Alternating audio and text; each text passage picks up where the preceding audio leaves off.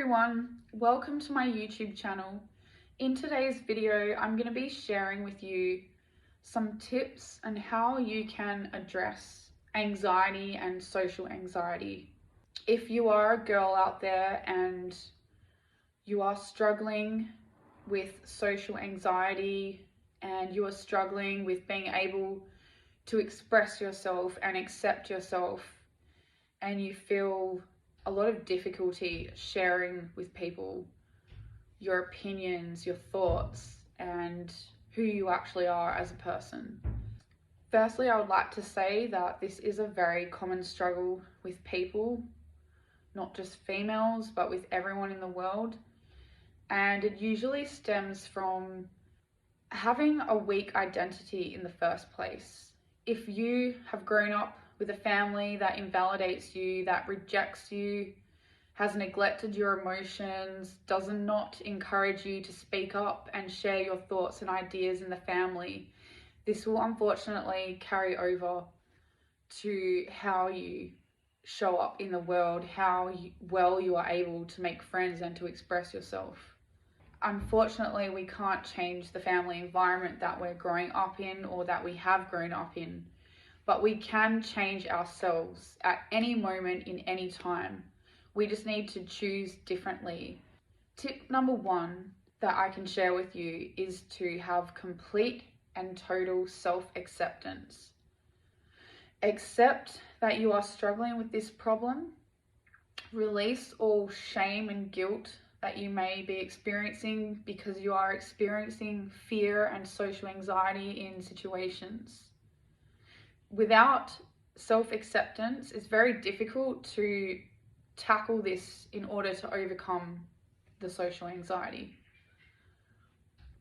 Tip number two, when you are in a setting with people, with one people or in a group setting, try to shift the focus off of yourself completely. If you notice yourself coming into yourself, withdrawing, retreating into your mind, and just coming into that protective shell, catch yourself in that moment and shift your focus onto somebody else. Just get your focus outside of your mind and outside of yourself.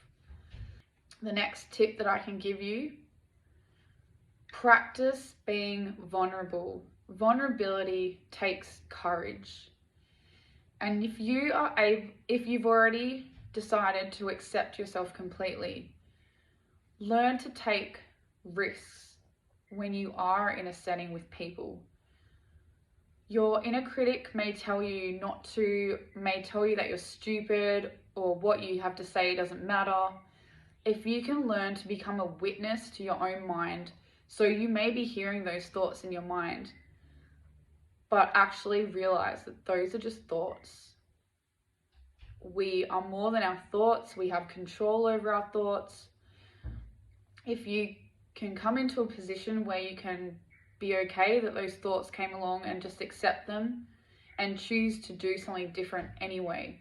So if you've got those voices telling you that what you have to say doesn't matter, no one's going to listen to what you have to say, speak something out anyway. Don't focus on people's reactions to what you have just said. Accept that you took a risk and a courage in the moment, move on from it, and pay attention to what's going on in the conversation with the people, and keep adding to that when you feel that you have the courage to do so. The next tip that I'm going to share with you, consistently go to a group therapy. My emphasis is on consistency. If you are able to discipline yourself to attend a group meeting, even if it's one time per week, but if you make that commitment to yourself and just show up, even though you might not want to go this week, even though your body or your mind is screaming at you not to go, once you start to see that you're doing something consistently, this is going to give you the confidence, and it's going to make you feel like you have the ability to overcome this just by showing up constantly, no matter the fear that you're experiencing, no matter how much you don't want to do this.